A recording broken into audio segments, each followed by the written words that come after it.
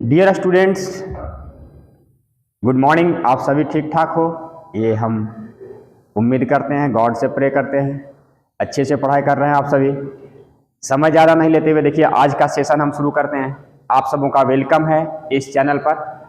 ये 31 number question है कि what will RS 500 amounts to in 10 years after its deposit in a bank which pays annual interest of 10%। देखिए दोस्तों, ये compound interest का है, लेकिन ये कैसे हम इसको ज्योमेट्रिक प्रोग्रेशन के माध्यम से जीपी में जब दिया हुआ है कि इसको कैसे सॉल्व करेंगे, बहुत ही इजी सॉल्यूशन है इसका। यहाँ देखिए दिया हुआ है कि 500 अगर हम कंपाउंड इंटरेस्ट में प्रिंसिपल की बात करें तो देखिए ये प्रिंसिपल मेरा 500 दिया हुआ है, अमाउंट्स है टाइम 10 ईयर्स दिया हुआ है कि 10 साल के बाद जो है सो डिपॉजिट करने के बाद मतलब 10वें साल के अंत में जो है कितना हमको मिलेगा, इसका अमाउंट कितना हो जाएगा।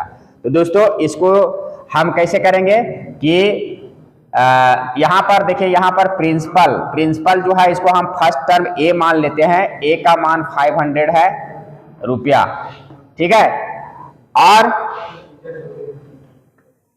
द अमाउंट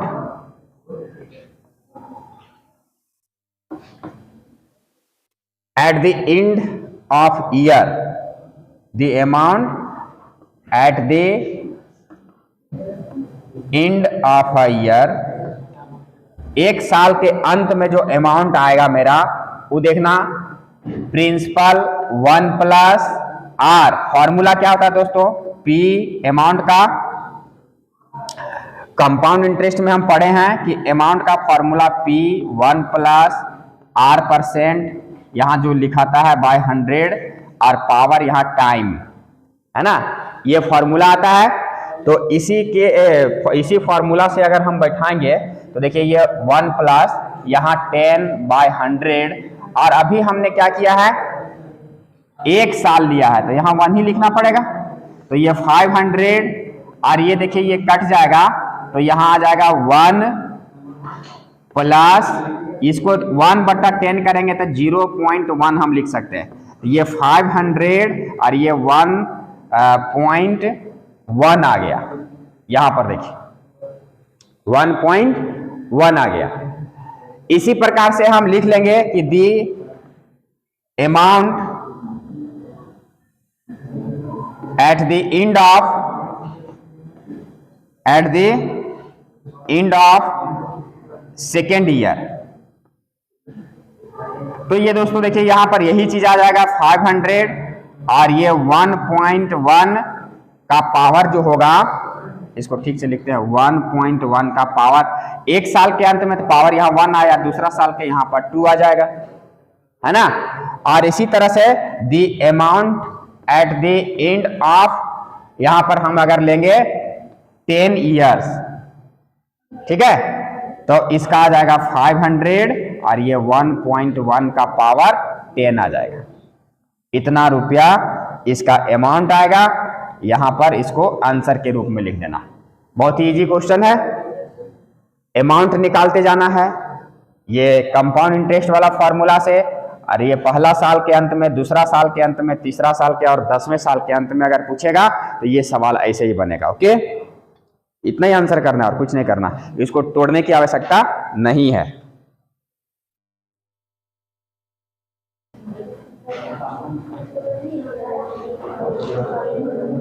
दोस्तों देखिए ये क्वेश्चन है, बहुत ही मजेदार क्वेश्चन है, छोटा सा क्वेश्चन डाल देता है लेकिन अच्छा है।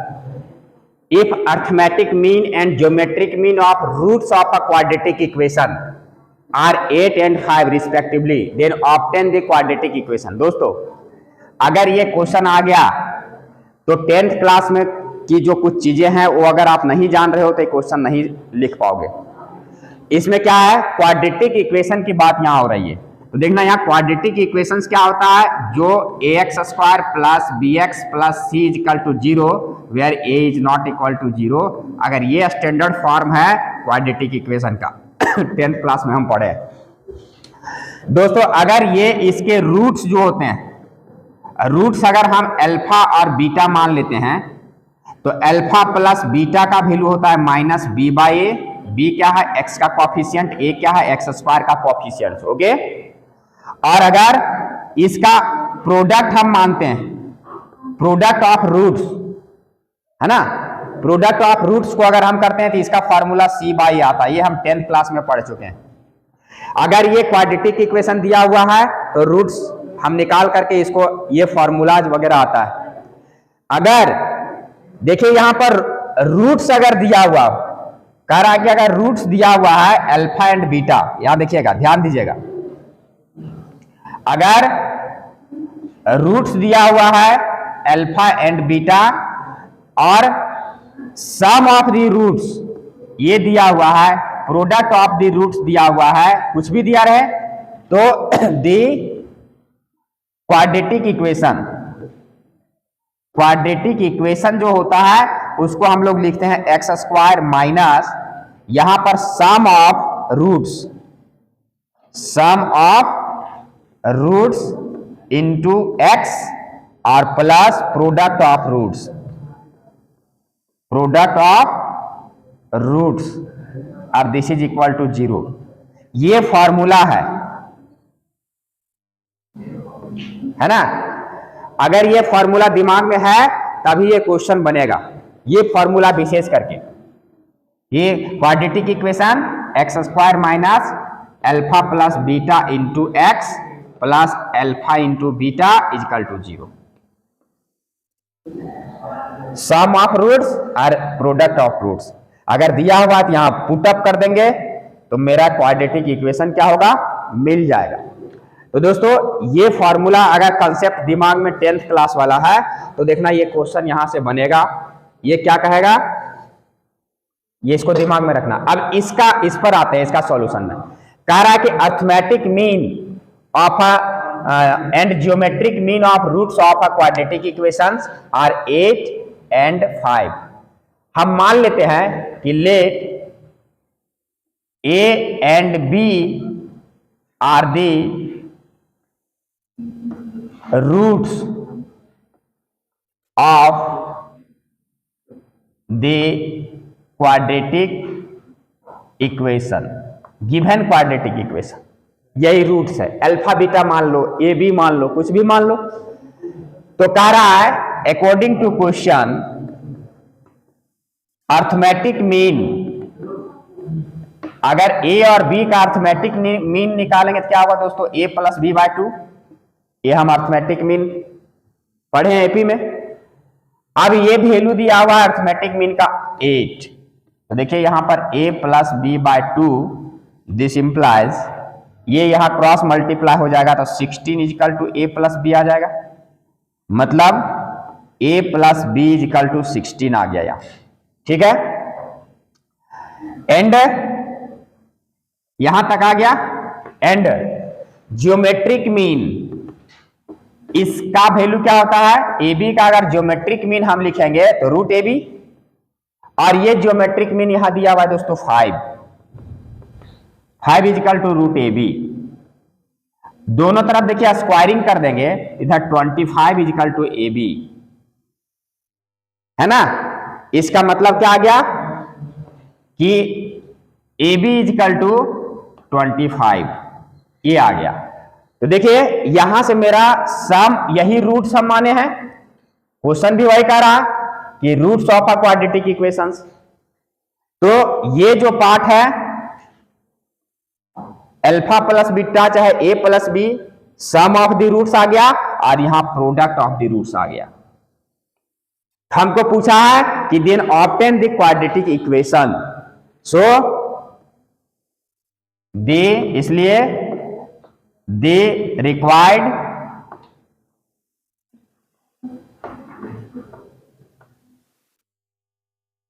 क्वाड्रेटिक इक्वेशन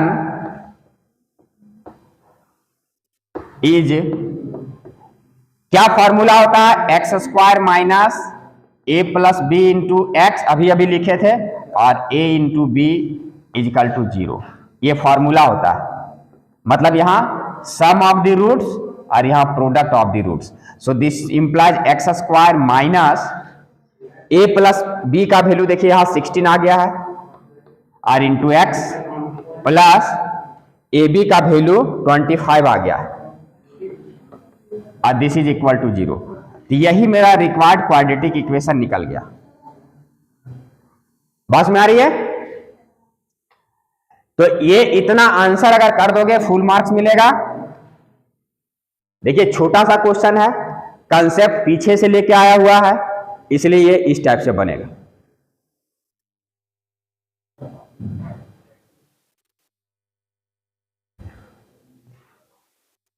तो दोस्तों यहां तक हमने देखा एक एक क्वेश्चन ज्योमेट्रिक प्रोग्रेशन का थ्योरी, और एक एक क्वेश्चन को हमने क्या किया, डिस्क्राइब करके आपको बताया, इसका सॉल्यूशन करके बताया। एक भी क्वेश्चन हमने नहीं छोड़ा है। आप अगर यहां इतने क्वेश्चंस बनाते हो, कुछ और एक्स्ट्रा बुक्स से अगर क्वेश्चंस बनाते हो, तो कोई भी क्वेश्चन अगर एग्जाम में आएगा, कोई भी कॉम्पिटिटिव लेवल का क्वेश्चन होगा, वो आपसे सॉल्व होगा, आप उसको कर सकते हो। तो उम्मीद है कि आप कर भी रहे होंगे। एक एक वीडियो को पॉज करके देखो, सॉल्यूशंस करो, अपने से प्रैक्टिस करो, जो दिक्कत हो उसको वीडियो से हेल्प लो, हमसे कमेंट के द्वारा मदद लो, और आप पढ़ो और आगे बढ़ो। तो दोस्तों आज के सेशन में इतना ही, आपसे इजाजत लेता हूं। मिलते हैं हम नेक्स्ट वीडियो में। तब तक के लिए अपना ख्याल रखें, अपने समाज का ख्याल रखें, और पढ़ें और बढ़ें। समाज को कुछ देने का काम करें, ताकि आपको समाज, आने वाली पीढ़ियां आपको याद रखेंगी। हम महापुरुषों की जीवनी से कुछ सीख लें और उसको अपने जीवन में उतारते हुए भविष्य में जो आने वाली पीढ़ियां हैं उसको हम कुछ देने का प्रयास करें। हमारा समाज जो है एक उन्नत समाज के रूप में, विकसित भारत जो हम सपना देखते हैं, उसको हम साकार करने की कोशिश करें, और हम इस भारत को विश्व गुरु फिर से बनाने का सहयोग करें। जो कुछ महापुरुषों के द्वारा किया जा रहा है उसमें अपना हाथ बटाएं। तो दोस्तों बहुत बहुत धन्यवाद। अगर वीडियो पसंद आए तो लाइक, शेयर एंड सब्सक्राइब जरूर करें। एक बार पुनः धन्यवाद। जय हिंद, जय भारत।